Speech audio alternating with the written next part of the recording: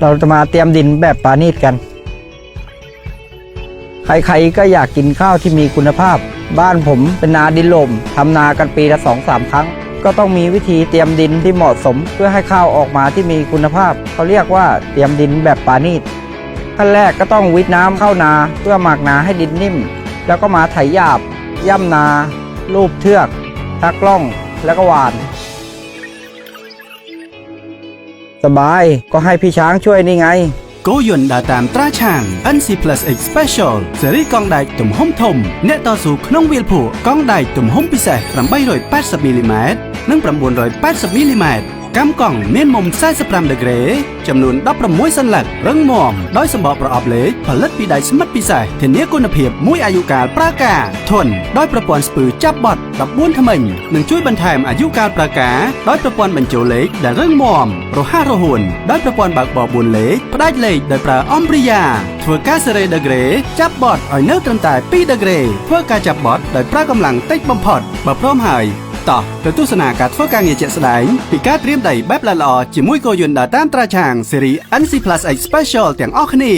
បន្ទាប់ពីធ្វើស្រែហើយធ្វើឲ្យដីរបស់យើងបាត់បង់ជីវជាតិដីស្ងួតហែងដូចនេះដំណាក់កាលនេះយើងធ្វើការបូមទឹកបញ្ចូលដោយប្រើប្រាស់ម៉ាស៊ីនម៉ាស៊ូត Kubota GT Plus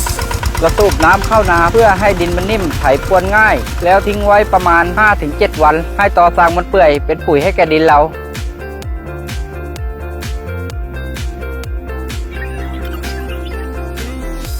ដំបូងត្រូវធ្វើការកែសម្រួលសន្តានដីដោយប្រើប្រាស់ត្រាក់ទ័រ Kubota ភ្ជាប់ជាមួយអង្គប់វាយដីដើម្បីធ្វើការវាយជ្រោយដីជាមុនសិនเมื่อเราไถพรวนเสร็จเราจะได้ดินดำๆก้อนใหญ่ๆแบบนี้เราจะมาทำให้มันปราณีตมากขึ้นในขั้นตอนต่อไปវាយបំបែកដីដោយរលវាយដីដែលមានរូបរាងស្រដៀងទៅនឹងអង្គប់វាយដីនិងមានប្រវែង 1.5 ទៅ 2 ម៉ែត្រដើម្បីធ្វើការវាយកំទេចកំទីចម្បាំងនិងវាយបំបែកដីឲ្យល្អិតចំណុចសំខាន់ក្នុងការត្រៀមដីឲ្យល្អិតនោះគឺការវាយជ្រោយដី1 ទៅ 2 ដងក្នុងអំឡុងពេលនៃការវាយប្រសិនបើទឹកមិនគ្រប់គ្រាន់អាចធ្វើការបន្ថែមបានก็ให้สังเกตเนื้อดินถ้าดินเนียนละเอียดแบบนี้ถือว่าใช้ได้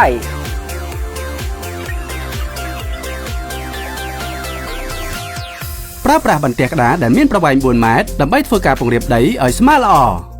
ចំណុចពិសេសនៃការកៀរដីនោះគឺ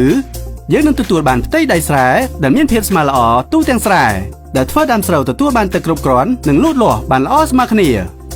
เริ่มเป็นรูปเป็นร่างแล้วนะครับเดี๋ยวเราทิ้งไว้1 คืนพรุ่งนี้เรามาชักล่องกันต่อส่วนเวลาที่เหลือเราไปคัดเมล็ดพันธุ์กันดีกว่าครับ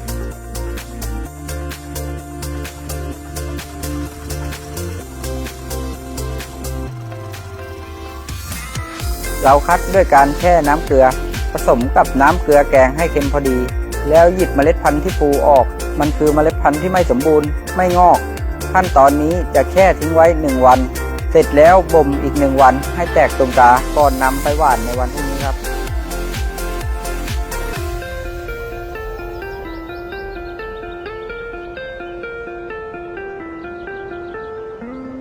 មួយយប់ហើយដល់ដំណាក់កាលធ្វើចង្អូរគឺការបង្ហូតចង្អូរដើម្បីបញ្ចេញទឹកដែលលើសចេញបន្ទាប់ធ្វើដីឲ្យខាប់ស្អិតល្មមពីការបង្ហូតចង្អូរទឹកនេះข้อดีในการชักล่องเอาน้ำออกจากนาก็เพื่อไม่ให้น้ำมันขังอยู่ในนาเราทำให้ข้าวเราไม่จมน้ำแล้วข้าวจะเกาะอยู่กับหน้าดินเจริญเติบโตได้ดีครับពេលគ្រាប់ពូជបាច់ពេញស្រែបង្កើនឱកាសការដុះដើមស្រូវដុះស្មើគ្នាមានឱកាសបានផលផលិតខ្ពស់ជាលទ្ធផលពីការត្រៀមដីឲ្យល្អិតល្អគោយន្តត្រាឆាងសេរី NC Plus X Special ត្រៀមដីល្អៗដោយការប្រើគូជាមួយម៉ាស៊ីនម៉ាស៊ូត Kubota GT Plus កម្លាំង14 ទៅ 15.5 សេសធ្វើការបានយ៉ាងល្អសន្សំសំចៃប្រេងបន្ថែមអាយុកាលប្រើការដោយប៊ូឡុង Overheat ទោះបីធ្វើការយូរយ៉ាងណាក៏ដោយបន្ថែមប្រសិទ្ធភាពធ្វើការនិងទិន្នផលមានគុណភាពដោយប្រើប្រាស់ឧបករណ៍ដែលជាដៃគូយល់ចិត្តជួយឲ្យការធ្វើការកាន់តែងាយស្រួលទទួលបានការងារលឿនធ្វើការបានយ៉ាងច្រើនចំណាយតិចតែទទួលបានអត្ថប្រយោជន៍ជាទីគាប់ចិត្តគោយន្តដើរតាមត្រាឆាង NC Plus X Special ស៊េរីកង់ដៃទំហំធំអ្នកតស៊ូក្នុងវាលភក់